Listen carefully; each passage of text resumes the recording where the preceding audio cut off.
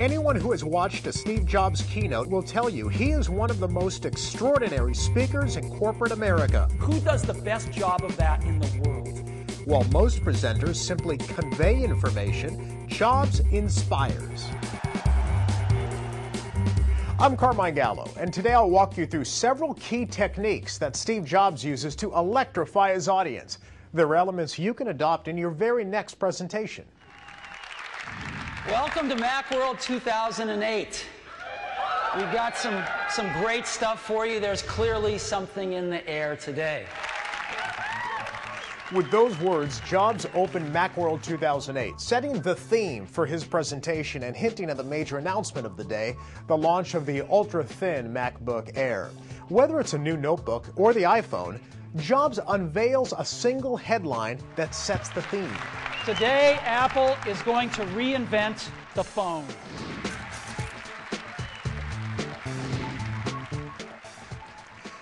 Once you identify a theme, make sure it's clear and consistent throughout the presentation. Think of a staff meeting as a presentation. So let's say you're a sales manager introducing a new software tool to help your team generate, track, and share sales leads. You might kick off your meeting this way. Good morning. Thanks for coming.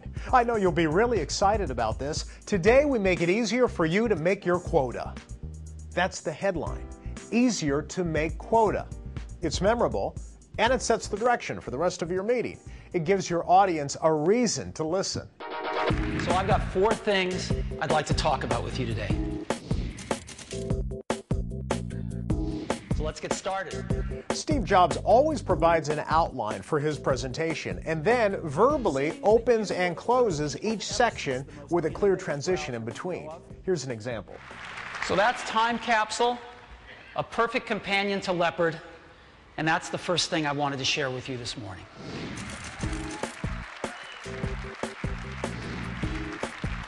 The point is, make it easy for your listeners to follow your story. Your outline will serve as guideposts along the way.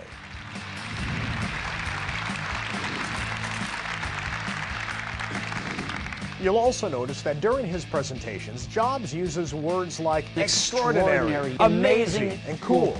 He is passionate, enthusiastic, and it shows. Incredible, unbelievable, amazing, awesome, extraordinary year for Apple. You know, your audience wants to be wowed, not put to sleep. Too many people fall into this presentation mode. It's stiff, it's formal, it lacks pizzazz.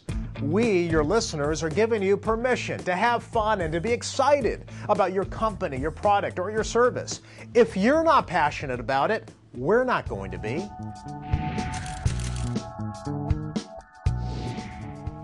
Remember, Jobs isn't selling hardware. He's selling an experience. If you offer numbers and statistics, make them meaningful. We have sold 4 million iPhones to date.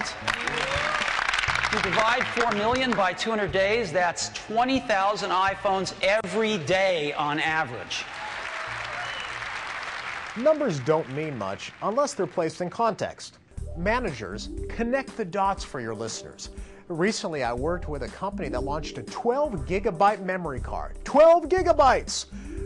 That number doesn't mean much to most people, so we put it into context. We said that's enough memory to listen to your music while traveling to the moon and back. Now, 12 gigs means something to me. Make numbers meaningful. One of the most effective elements of a Steve Jobs presentation is that they are easy on the eyes. His presentations are visual and simple. While most speakers fill their slides with mind-numbing data and text and charts, Jobs does just the opposite. He uses very little text and usually 1, maybe 2 images per slide. You see, you want to paint a picture for your audience without overwhelming them.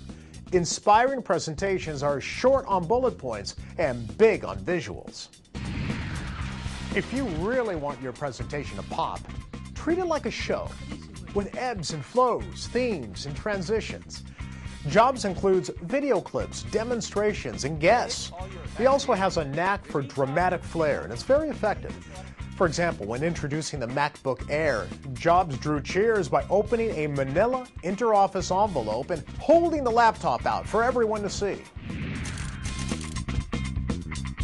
This is the new MacBook Air, and you can get a feel for how thin it is. What is the one memorable moment of your presentation? Identify it ahead of time, then build up to it. With a little help from our friends, everything will work today. And finally, rehearse, rehearse, and rehearse some more. Let me show you how easy that is now. Steve Jobs makes it look easy because he spends hours rehearsing. He cannot pull off an intricate presentation with video clips and demonstrations and outside speakers without practice. The result, a presentation that is perfectly synchronized and looks, yes, effortless. Now, the average business person does not have the resources to create a Steve Jobs extravaganza, but you do have time to rehearse. The greatest presenters do it, and so should you. Oh, and one more thing. At the end of most presentations, Jobs adds to the drama by saying, "And one more thing." One last thing. He then adds a new product or a feature, sometimes just introduces a band. This not only heightens the excitement, it also leaves your audience feeling they've been given an added bonus. The point is, Steve Jobs approaches each presentation as an event, a production with a strong opening, product demonstrations in the middle, and a strong conclusion. And yes, even an encore, that one more thing. I wish you a dazzling presentation. For more information, go to bnet.com.